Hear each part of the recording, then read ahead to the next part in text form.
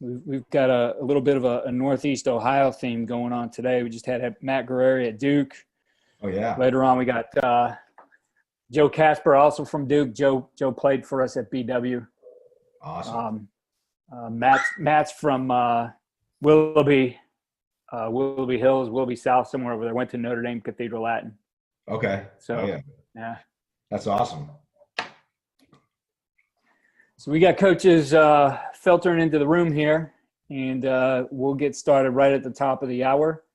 I'm appreciative of everybody who has spent some time here. Thank you for keeping it interactive with our coaches. It's much better for them when they're able to answer some questions and have that interactivity rather than just looking right into their camera. So keep that going. Coach will answer questions throughout. As it makes sense, as well as at the end. He's going to have about 50 minutes here. And, we're excited that everybody's been taking part in this. This has been extended, so it was planned to end tomorrow. You'll see the schedule fill up again here in another couple of days.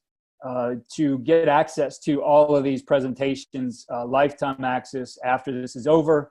It's just a donation to Lawrence First and Goal, which is a great charity set up by Army defensive coordinator John Luce to fund research for pediatric brain tumors. So a donation to that will get you access to the 200 plus videos we'll have by the end of this.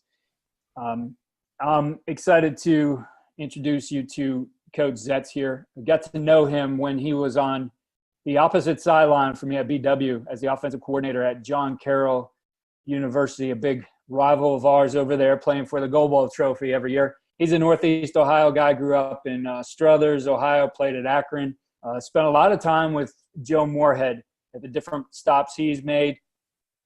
And certainly that's been an influence on some of the things he does offensively.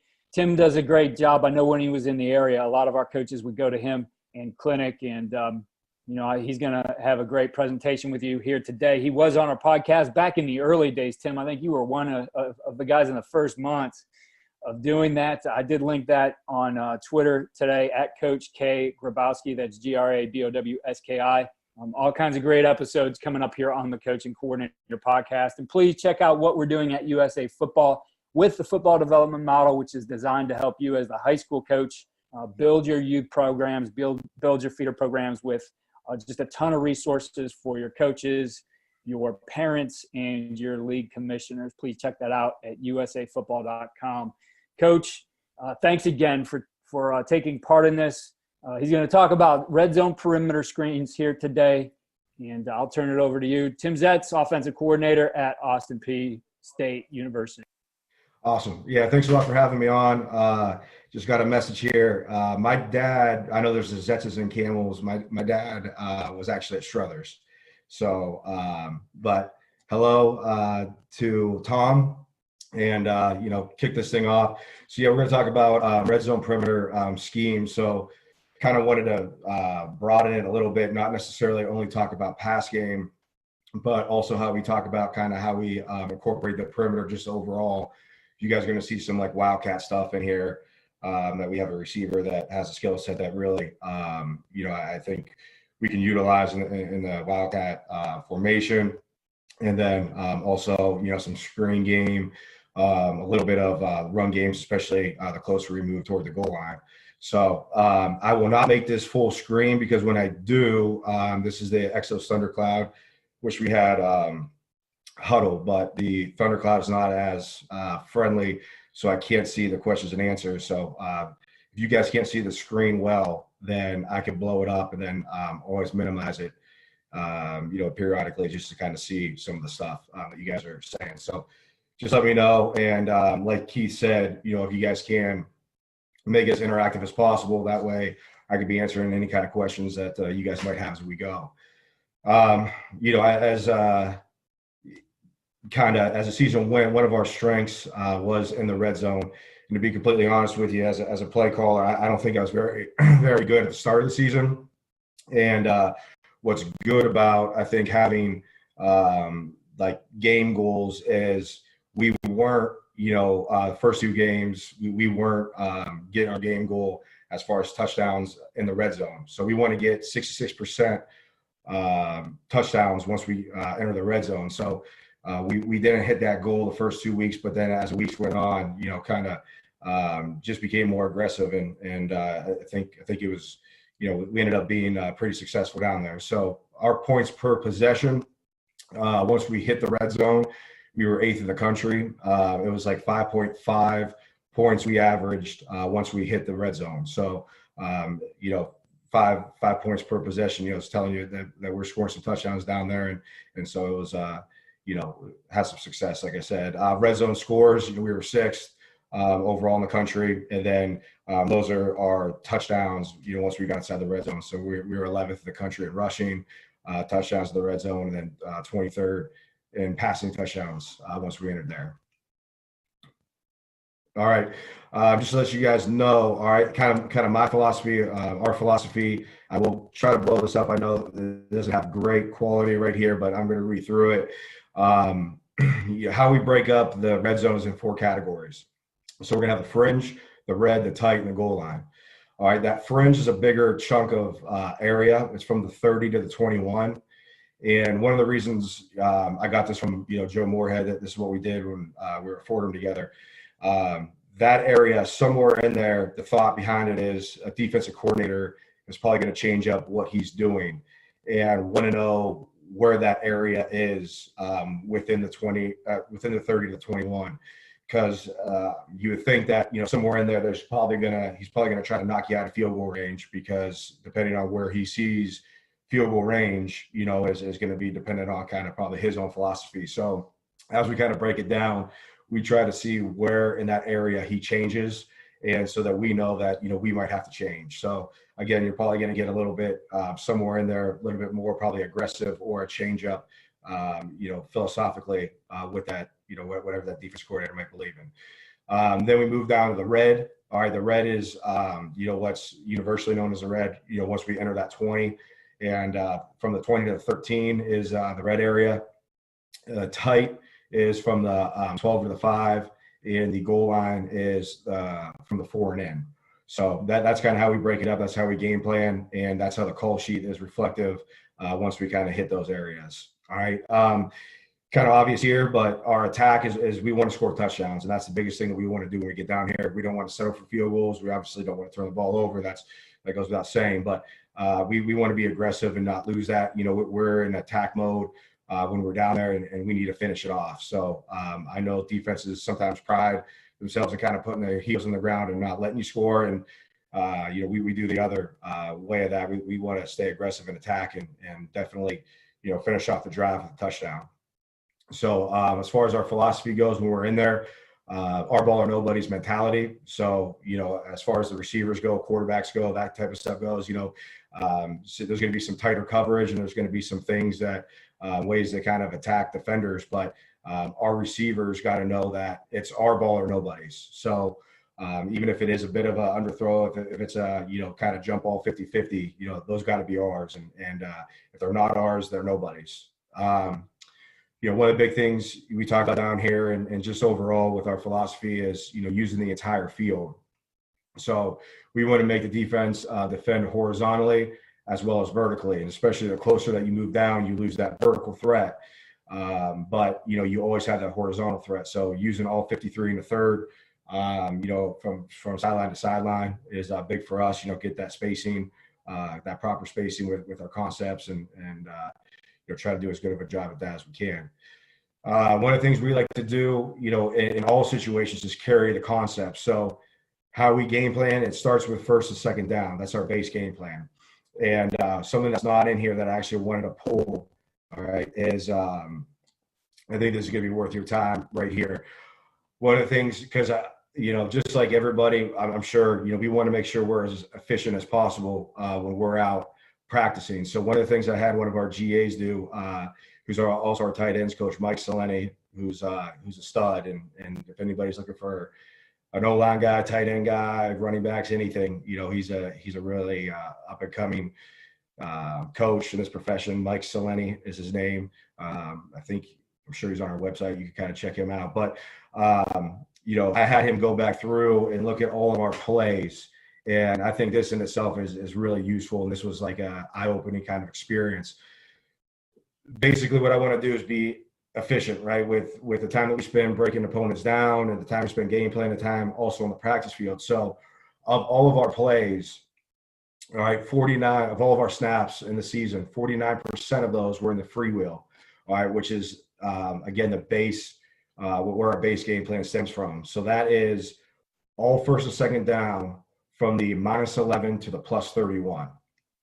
So any first and second down that falls in there, that's not 4-minute or 2-minute, because we take those out too. That's what we refer to as a freewheel. So, or in other words, a base game plan. So of all, like, a lot of time that we're going to have, we want to spend half of it at practice in that. You also want to spend pretty much what's telling you is you want to spend half your time game planning on freewheel too. So why I say that is because you guys saw kind of how we want to carry concepts over from the base game plan as much as we can, because we're spending the most time game planning those areas and practicing those areas. So, but this study I thought, again, was just cool because it kind of shows you how things break down. So of our third downs, 14% of our snaps throughout the season were third downs. 21% of them were in the red zone. And then 8% was in 2-minute. All right, 6% was 4-minute. And then coming out was 2% of our total snaps. So as we kind of went through this, we kind of broke it down. We on average get about 200 snaps during a practice week. And I won't kind of go through the semantics of it, but had him break this thing down, and based on 200 plays, as you see scrolling through it, he kind of went down, and then all the categories that we have inside of that, he kind of broke it out, so we know how many plays that we're going to allot inside of a practice week. And so I thought that was kind of worth sharing, and that was really cool. I forgot about it really until I started to put some things together for this, and then I was like, I should probably show that. So don't know if that does anything for anybody or not, but thought that was a thing that we're doing now that I'm going to continue to do moving forward. So that's one of the things, carrying concepts from the base plan, also carrying concepts over from third down. We want to make all those concepts pretty much collide when we get into the red zone. So then there's also going to be some game plan specific things that we do inside the red zone too, which you'll kind of see. So, one of the things we want to do is always have a plan, which is obvious, but we want to make our play calls based on defensive tendency. So, throughout study, these are just some examples. They're going to be one high, two high. They're going to be man zone. Are they going to give us access or no access? When to expect pressure or drop 8 meters, have those in your plan. And then multi-purpose plays on good versus all defenses. So that's kind of, where we're at in our philosophy in the red zone.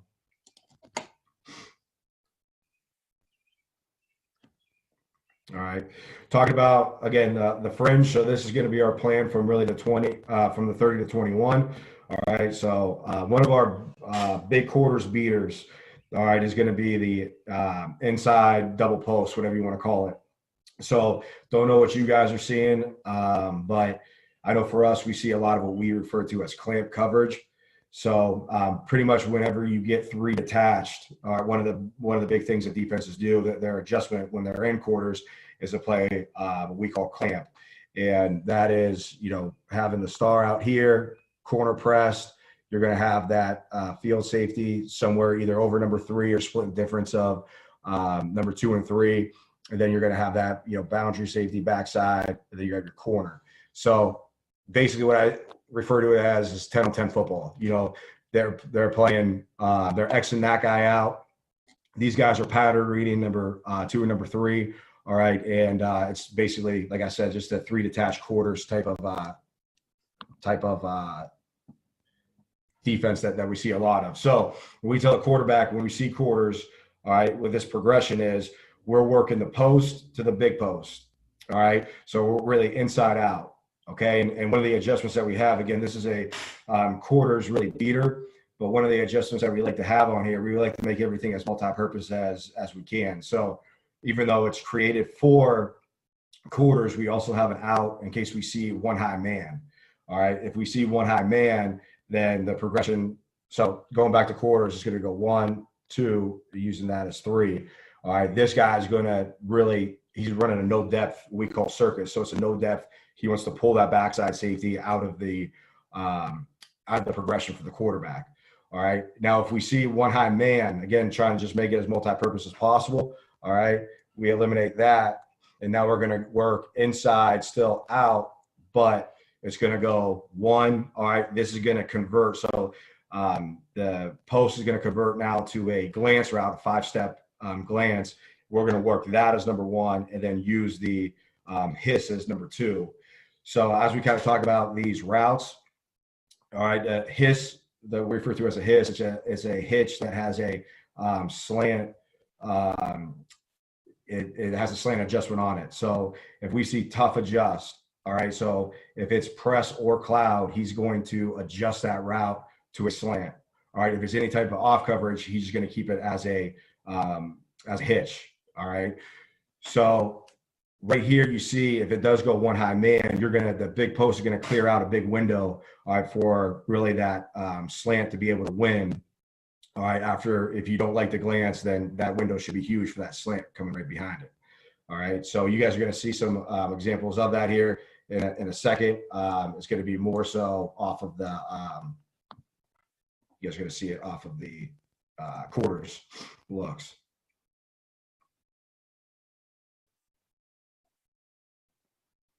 All right, so here's that defense that we were just talking about, right? The three attached. All right, let me just get this better here. All right, so he's outside leverage, right? And these 2 guys are basically pattern reading these guys. All right, if either of them go, I think the general way to look at it, if anything under 5 yards and out, all right, it's gonna turn into palms, all right, or whatever you want to call it, or in other words, it's gonna turn into basically cover 2. All right. So this guy, they're eliminating him, saying, just clear him out of the equation, play 10-on-10 football. All right. So what we really like is this concept, again, the double post, because this guy, all right, he's going to clear out that guy. And then you're really running a deep post on a guy that you already have leverage on. All right. So you're running an in-breaking route on a guy that's outside leverage of you. And that's also at 5 yards. All right. So we're going to see a good example of that. But the big key that we tell this guy is, all right, his depth is 12 yards. And his aiming point when he gets to that 12 yards, all right, versus zone is going to be 4 yards inside shorter of the near safety. All right. So you're going to see an example of that right here, him running to that landmark. All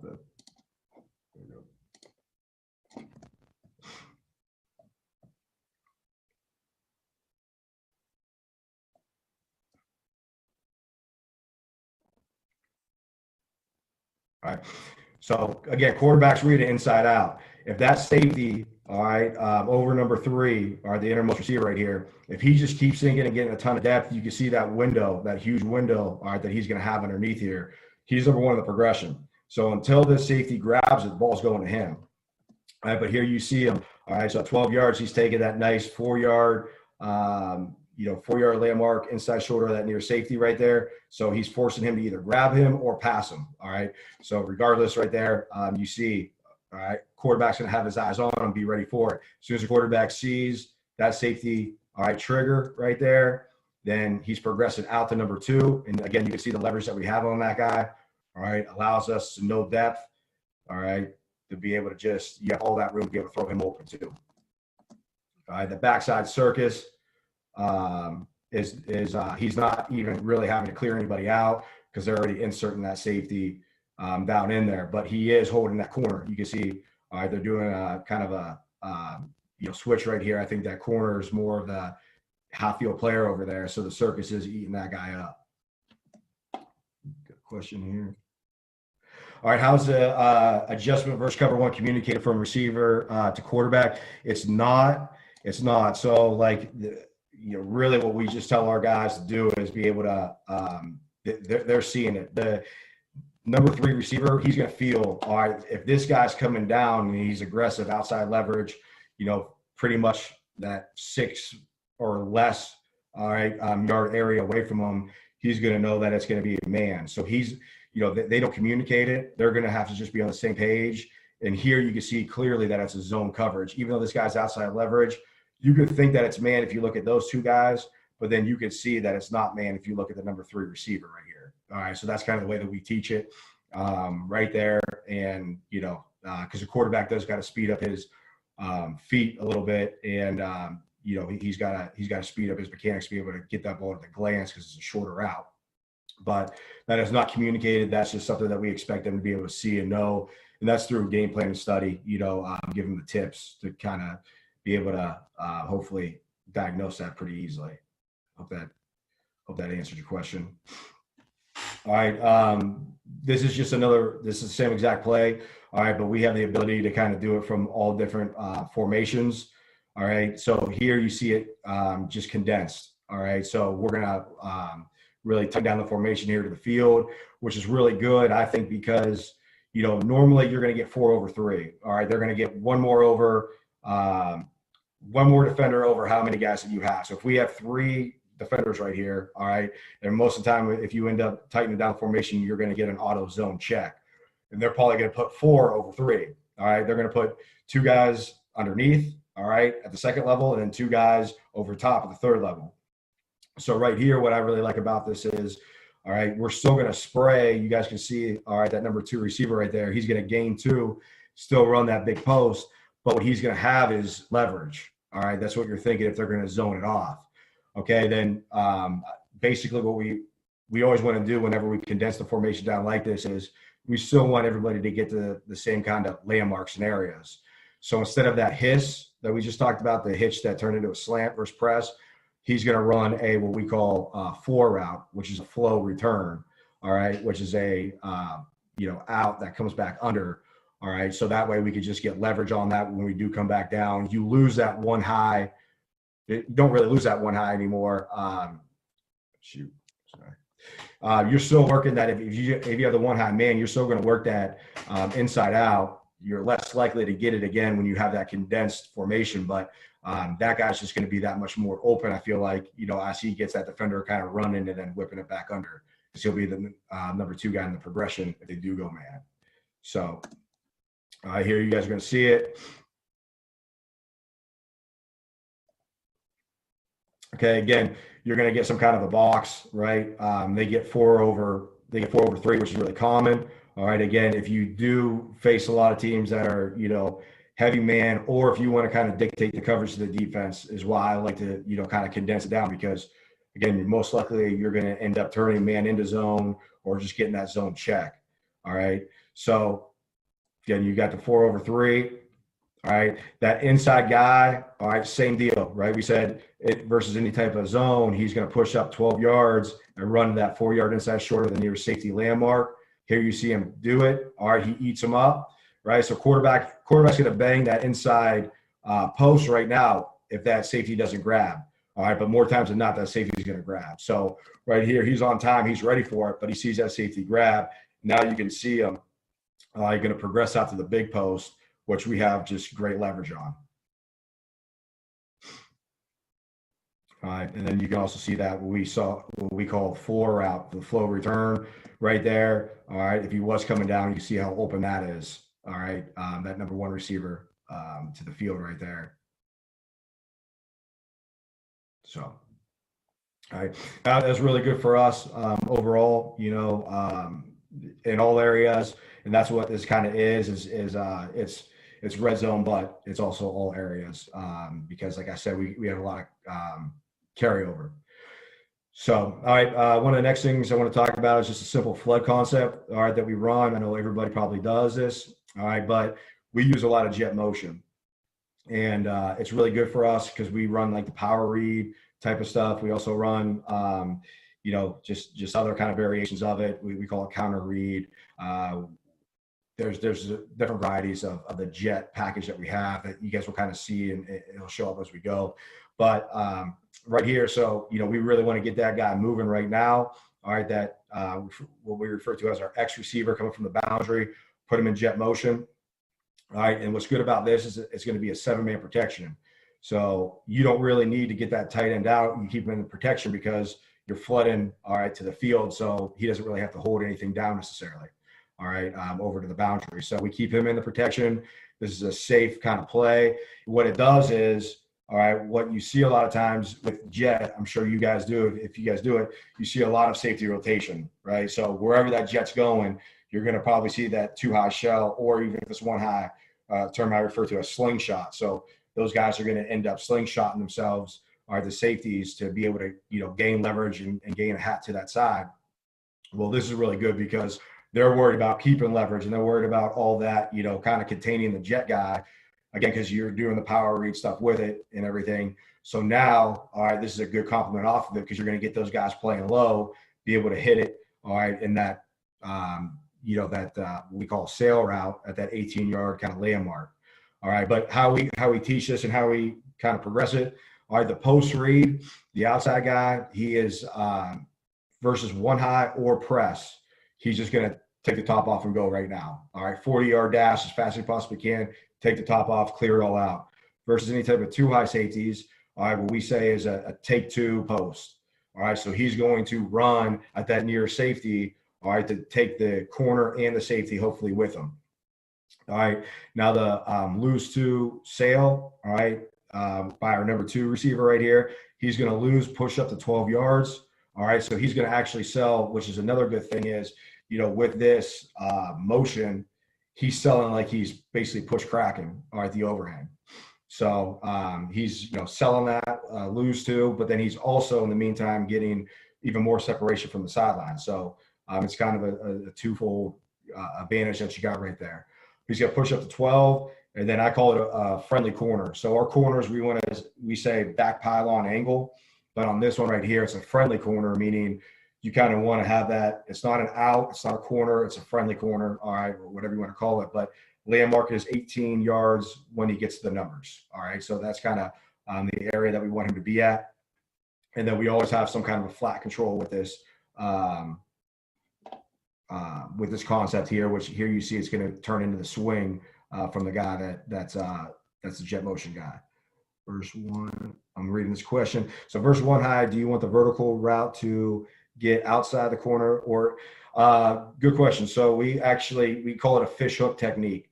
All right. So we want to run at that defender to make sure that he's engaged on us.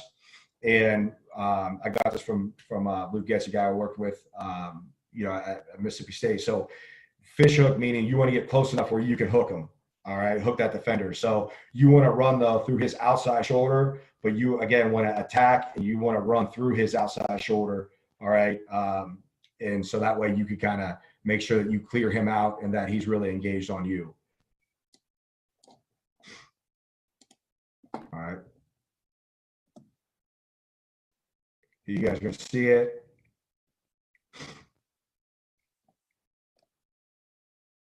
Hopefully this film's good for you guys. I don't know if there's anything we could do. If it's not, I apologize if it's a little choppy. All right. So again, now you got the jet motion. So here you see a great example. I mean, a lot of teams are going to do this. I mean, we see this more weeks than anything else, the slingshot technique, right? So you see those safeties. All right. They started really in one high, but then the motion starts and now, all right, they change which way the safety inserted. So again, this is really good in a few different ways. You're going to get that guy, all right, down like that, but then also look at the overhang. All right. So look at him jump outside leverage because he's trying to leverage this thing all in, because again, we've run power read out of this. We've done different things. So it's a good compliment. All right. And allows us to kind of get a free run. All right. With the inside receiver and, just basically freezes that overhang just enough too, so we can beat him over the top. All right. Great catch by him. But to answer your question too, that's a pretty good job by that outside receiver right there. All right. So we want to, again, kind of attack him. You can even almost lose to kind of get as close to him as you can, because you want to be close enough to be able to fish hook him. Do you make the release for the sail route mandatory inside release? Question here is, do you make the release for the sail route mandatory inside release to get the flat defender's eyes on flat control? Yes. So we that's what we want. Exactly right. So it's a few different ways. You're selling push crack. You're also getting even more separation, all right, to the sideline. But then I guess, the third thing of that is you also invite that overhang's eyes to get inside. Exactly. The question right there, because that's exactly what it's doing right here. Okay. He's already kind of a little bit nosy, All right. And there he's kind of jumping outside. He's freezing. So, yeah, to answer your question, yes. All right. We do want that to be inside release for that reason, kind of serve as eye candy. All right. So here's our next one, all right, that we really like down here. It's really just a play off of, again, the power read. I know a lot of people are kind of doing this, which is the reason why I want to include it on here. So really it's like your up package, but coming from the backfield or 4 verticals, whatever you want to say. All right. Nothing really changes. Our 4 vertical rules stay all the same. All right. So the interval, so we call this twist. All right. So right now, normally the number 3 receiver would have a climb route, but because there isn't a number 3, all right, or the number 3 guys coming from the backfield, now number 2 takes on the assignment of number 3, if that makes sense. All right. So what we refer to as a climb route is he's going to go inside the overhang over the mic. All right. And what he's going to do is basically he's not trying to pull anybody. He's just running his route. What's naturally going to do is pull that safety with him. All right, pull that safety down to his side with him. So as he's running that climb route, quarterback's going to have his eyes on that climb route to make sure that that safety activates onto it. All right, for the quarterback, all we're doing is really we simplify this. We were going to only call this versus really quarters. We were going to check out of it if it wasn't. All right, we were going to go seam to swing. So in other words, we're high-low in the flat defender. All right, so if the seam was there, all right, we're going to go ahead and bang it. If not, all right, then we're going to check it down to our swing. You can very easily include the climb into that progression, but we just want to simplify it to, seam to swing. I'm sorry. Yeah, seam to swing. So. All right. Here you guys are going to see it. So, again, good compliment, I think, to power read. All right. Again, that inside receiver, he is going inside of the overhang. If I say star, that's just my terminology. So I'm trying to say overhang. I want to say star, though. So if I accidentally say star, that's what I'm talking about, is that field overhang. So he's going, all right, inside of the overhang over the mic. All right. And then we tell the climb route, you're really running the daylight. So right here, you see, though, that route naturally, all right, pulls the safety.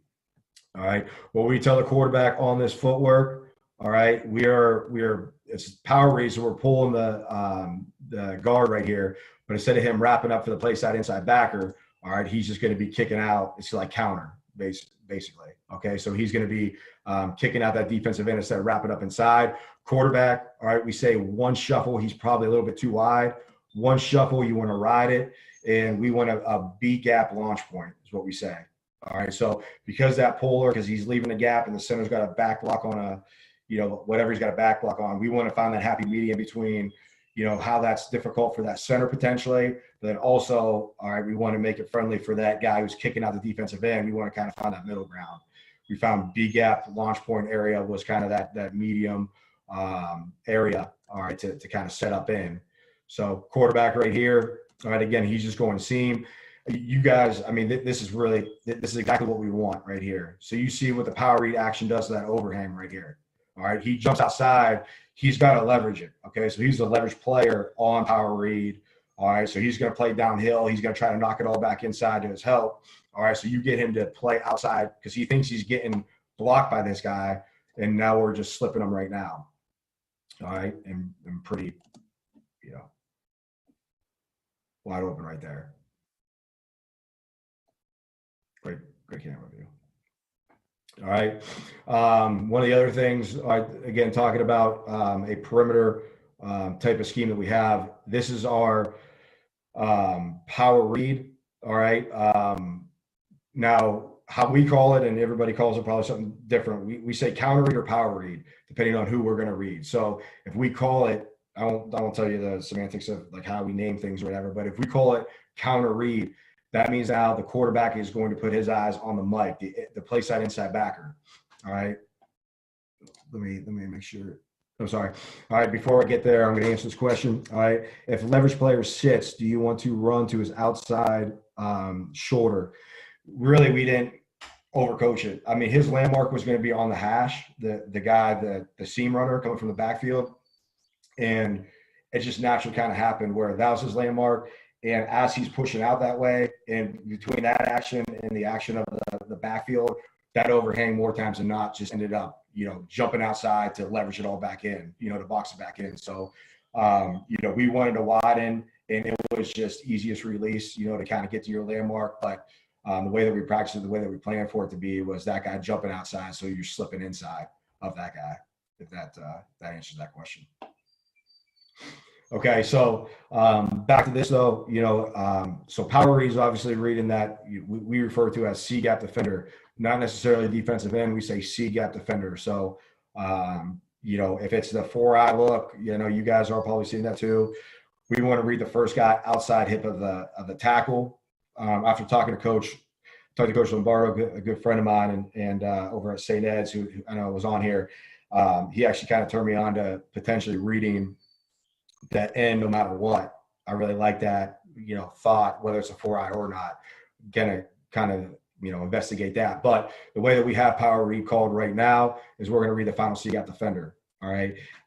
But if we have counter read called, we're going to read now the play side inside backer. We're going to kick out that defensive end. So right here, this is one of our, we ran this quite a bit. We ran counter read a lot. All right. You guys are going to see a good example of it. So quarterback is going to take what we say punch footwork, meaning he's going to take one step backward. Let me just get to it. It'll be easier or better for you guys to see it. All right. So quarterback, all right, he's going to be reading, all right, the inside backer, pretty easy right here. All right. He is going to take punch footwork. There you see. All right, just stepping out. The thing that I'm kind of a little bit more in favor of protecting the quarterback. So basically what I tell him to do in his read on all these is your determining factor is, can the guy that you're reading make the tackle on the ball carrier, or in this case, the swing route? So, that's the rules I give him. So could that Mike make the tackle on the swing route right now? No. Okay. So I definitely agree with his decision right here. All right. So he takes punch footwork, puts his eyes on that play side inside backer. All right. We can out leverage it, go ahead and give him the ball. And then there you can see he made the right decision because that Mike, obviously wasn't able to recover right there. All right, taking it from here. All right, again, you can see us. Okay, now 15 were to sprint out of there right now. Okay, and he was able to make the tackle on the ball carrier, or in other words, the swing. Then quarterback's going to keep it. All right, so it's no different than really power read principles. All right, we just call it counter read because again, we're reading the play side inside backer. All right, we're kind of we're in a balanced package right here. All right, but there you see, pretty easy. All right, 3 for 3 out there, and get your speed and space. All right. So with all those things, so you just saw our swing, how we like to, we do that a lot. All right. We run counter read a lot, read the play side inside backer, and really determining whether or not we run the swing. So if you do that, my big thing philosophically is you need to have answers to, them obviously being able to defend it. So one of the things that we see is, overhang stars really being super aggressive, right? We're just trying to plow through our number 2 receiver as soon as he sees the swing, when he combines the swing action with the stalk block, all right, then he's just shooting there right now and basically trying to, beat the swing to the point of attack. So this is our kind of answer to it. So it's a really easy concept. All we're going to have is, all right, the post read, start with the outside receiver. He's going to be running the post read. Same thing we talked about with that, all right, sail concept that we just hit a little bit ago. So versus one high or press, all right, he's going to take the top off go right now, run through the outside shoulder of that corner and just clear him out. Versus too high, like we talked about, he's going to take 2 posts, all right. Now, so he's clearing out the picture. The number 2 receiver is going to shuffle. All right, he's going to look like he's trying to get leverage on that guy. He wants everything to look exactly like he would if we were just running the swing, our counter read that you guys just saw. Same thing with the number 3 receiver. So the initial phase of it is they're shuffling. Okay. In the meantime, that number 1 receiver is clearing it all out. So he's going to shuffle, get that overhang to activate, and then he's going to have a landmark of top of the numbers area where there should be a huge gap. All right, once that overhang bites on the swing route. So as soon as we're running the counter read swing, we're running. As soon as we see that star, like one of the things that we're focused on, like in the box and everything, As soon as that guy starts triggering fast and just, trying to just make it a Oklahoma type of drill, for out on the perimeter, okay, cool. We know what we're going back to, and that's going to be this concept right here. So this is a pretty good answer for us. All right. Here you guys are going to see that same thing. All right. That we just, same kind of concept is going to look like. All right. So we got to the perimeter. It all looks like the same concept, right? He does a really good job. He wants to just be patient, make sure he sells it. Talk about the inside receiver. All right. The number 2 receiver. As soon as they get to that really like halfway mark, they break down, shuffle, shuffle. Once that guy activates, all right, try to jump that swing route. You see him slip it. And I mean, you can see right there, it's pretty much as easy of a throw as you can get right there. Great job by the outside receiver. You can see he does not do the shuffle, all right, on this, because we want to clear that guy out right now. So he's on his horse right now, getting going. He's going to run a take 2, which he does, and then open that window.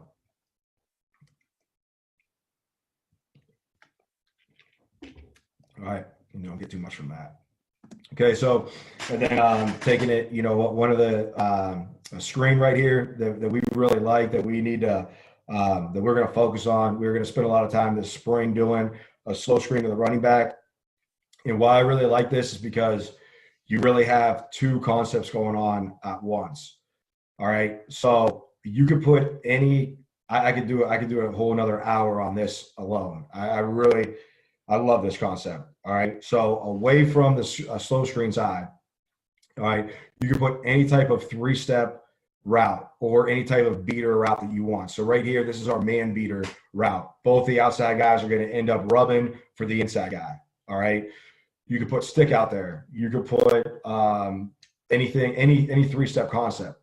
Okay. What the quarterback is going to do is take his 3-step footwork and put his eyes on that. Even if the look looks terrible and he doesn't want to target any of those routes out there, he still puts his eyes out there to serve as eye manipulation.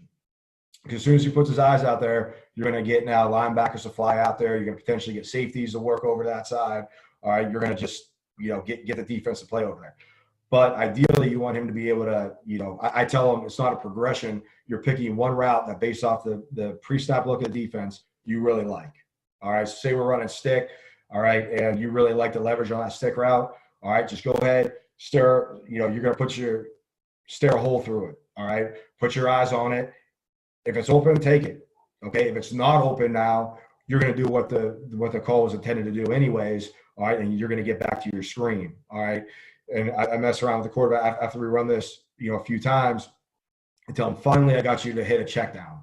Because that's all this is. You know what I mean? If you don't like that field concept, whatever it is that you tag out there, you hit your check down, which you should be doing. Now this is just really a check down with like a caravan out in front of it. All right. So our timing of it is 1,001, 1,002 up front. So they're going to stay engaged, 1,001, 1,002, go. All right. And basically, all right, where the tackle, the play side tackle, the screen side tackle in this case right here, the left tackle, he's going to stay locked on. All right, the guard, center, and backside guard, all right, those 3 are going to basically negotiate. All right, the uncovered guy's going to be going, but then the covered guy, all right, they're going to be working together.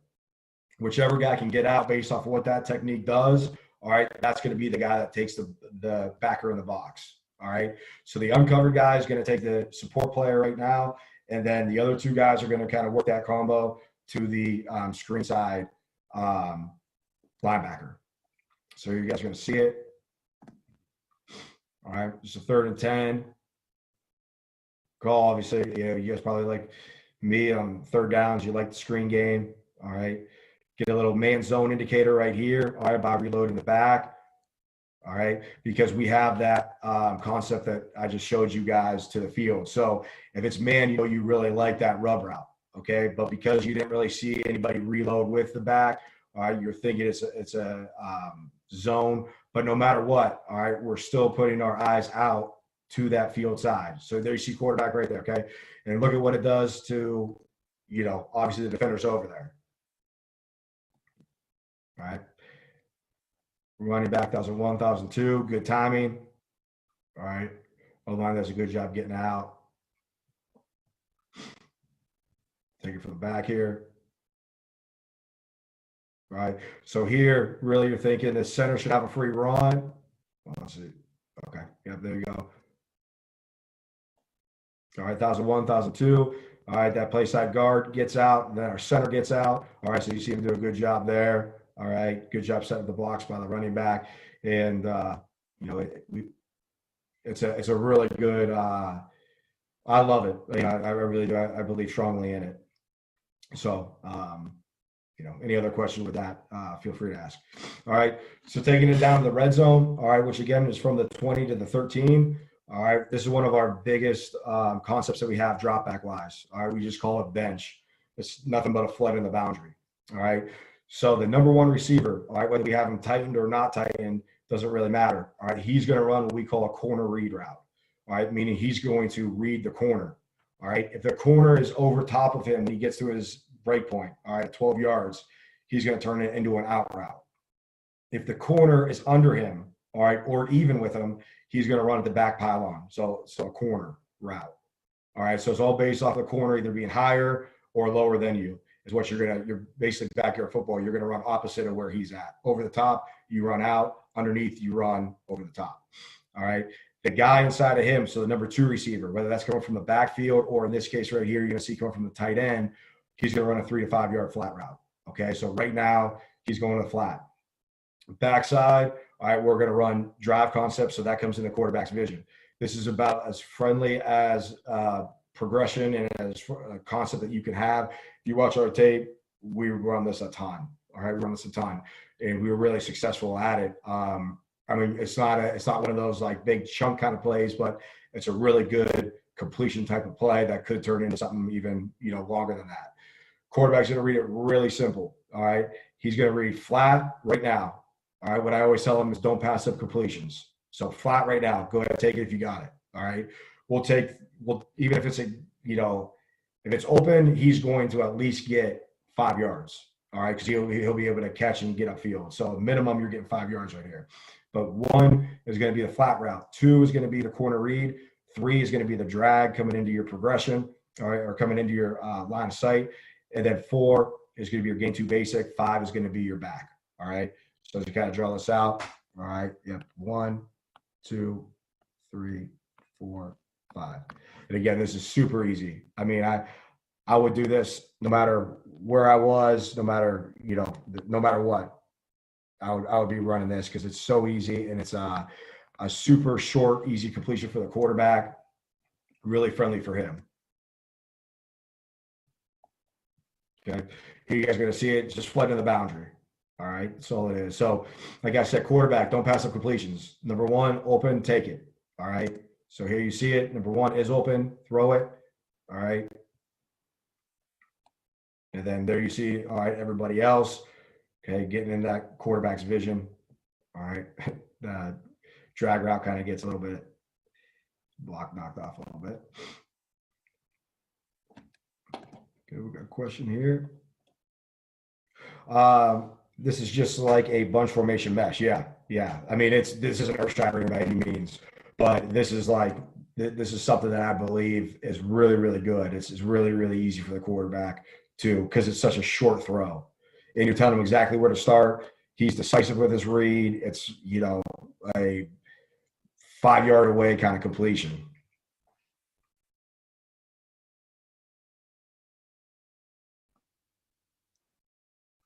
All right. Now we run that from that just so happened to be from that condensed formation that you guys saw. We also run it, and probably more than not, all right, we run it from detached. All right. So everything would remain the same. The only difference is, all right, if we ran it from detached, all right, then that corner route is going to lose too. All right. Because we actually want him to get, a little bit more. Again, we wanted him to get a little bit more separation between his route and the sideline right there. And we also want to clear up the read kind of for the quarterback, so it pulls that corner even more so if you have press man out there. So it pulls him away.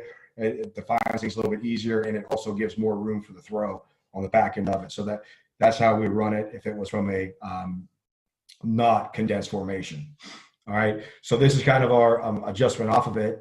All right. So because, anytime they see that kind of vertical stem in the flat, they start thinking that it's going to be that concept that we just talked about. So one of the things that we do kind of just to package that we marry with it is this. So he's going to now, the number one receiver, all right, is going to now run a 7-step glance route, whatever you want to call it, a post. I don't know. I know everybody has their kind of own verbiage, but that he's going to be number one in the progression right now.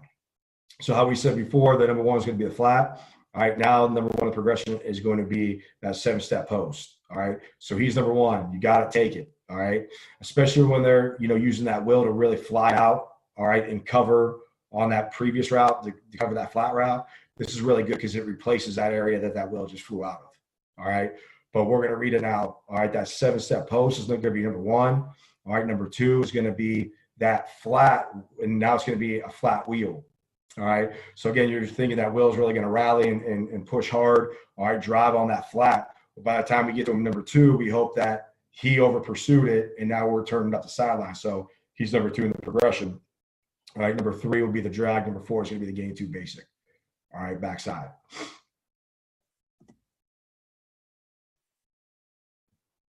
All right.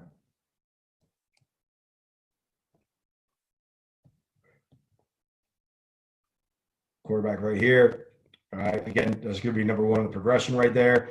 It's going to be that 7-step post.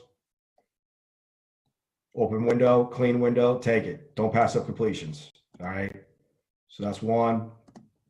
And then you can see there, all right, the flat wheel would be coming open too. Again, I never coach a quarterback past. If he makes the correct decision on, all right, what the progression is, we never talk about that next guy in the progression because I don't even want him thinking about that. He did good by hitting number one, don't pass up completions. So, but you do see number two in the progression getting open too.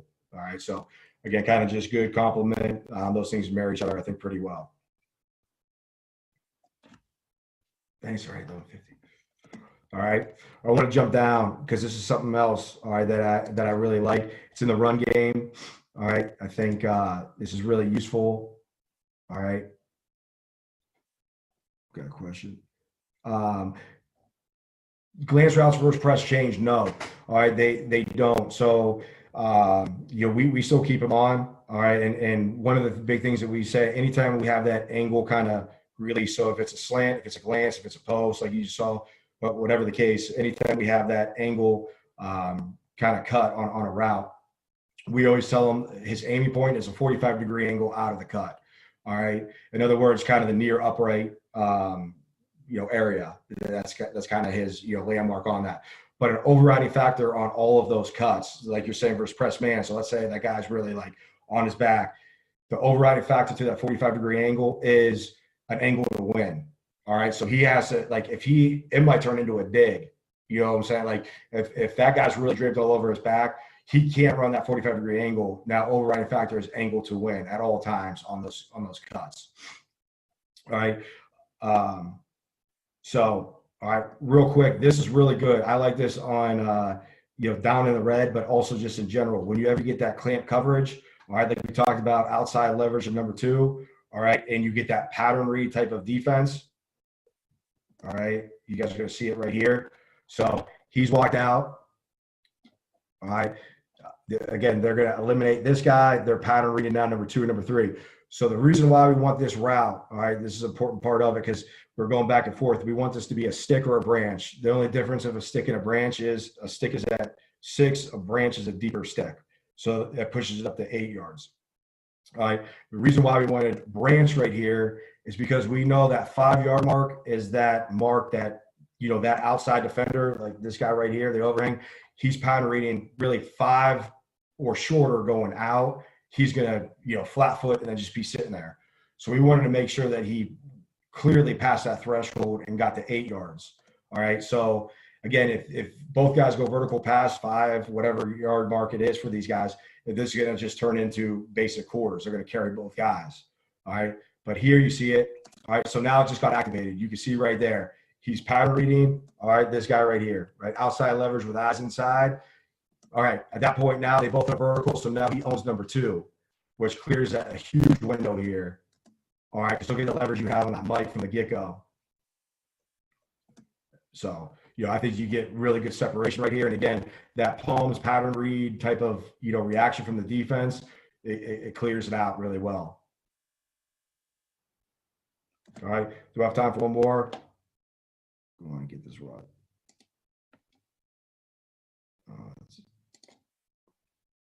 Yeah, okay. So this is really good. Our head coach, actually, he put me onto this, which is great. He put me onto this mindset and this thought process.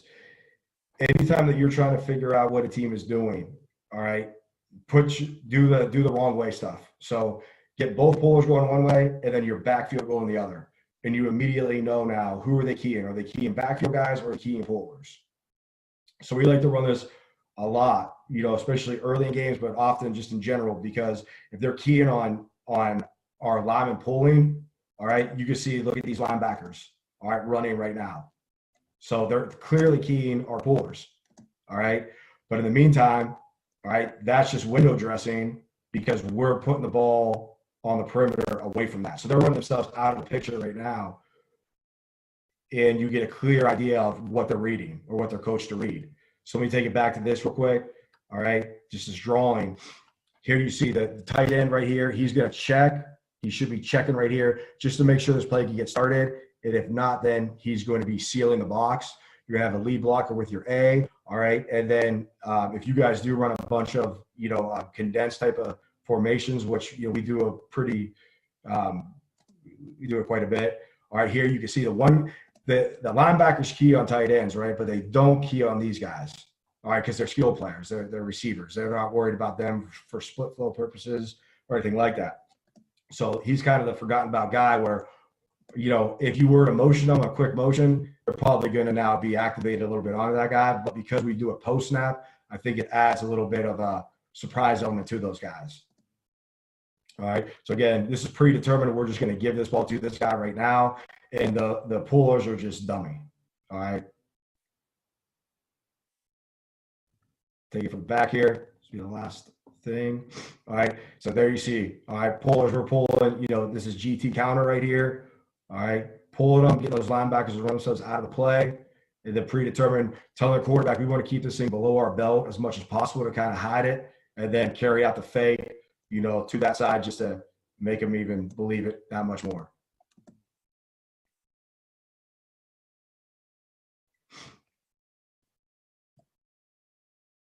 All right. You guys have any questions right now? I know we got, I think 5 minutes, but I might be, Keith, is there anything, I'm reaching the time limit now, right? I'm assuming. Yeah, Coach, if there's no questions, we can wrap up. If people have some questions, you definitely have a minute or two to answer. Awesome. So, if there's anything, please fire away. All right. Can you show the diagram of the jet counter? Is that what this one you're talking about? If it's not, let me know. All right. Again, it's just GT, and you could do anything. You can run any kind of scheme. I mean, it could be power. It could be anything as long as you're pulling guys and to get those linebackers running. So thank you guys. I really appreciate that. Do you ever read? Yes, we do read on the GT counter. We do that probably more times than not. Now this is just a rebuttal to it. So instead of just securing this guy, we'll actually bring the running back across. He'll be the guy that's going to be running the counter. It's a little bit, I know counters are supposed to be misdirection from the backfield too, but that's the only way that we can read that guy. So we actually bring him from the same side that the pullers are coming from. A little bit of you lose the integrity of the play a little bit, but it allows us now to be able to run, out of like 10 personnel sets too, the ability to run a gap scheme, adding 2 gaps, but then still being that backside defensive end right here. So yes, we do read on the GT counter. Great. If there's anything you guys ever, want to follow up on, my email, I don't have I should have probably put this on there, is Zetts T at apsu.edu. All right, so Zetts T apsu.edu. I'd love to hear any kind of follow-up kind of questions or anything. I really appreciate you guys being in here. Just let me know if there's really anything else. Thanks, guys. All right, Coach. Well, thank you very much. We really appreciate you taking some time out of your day and talking some football with us. Awesome. Thank you. We'll see you guys.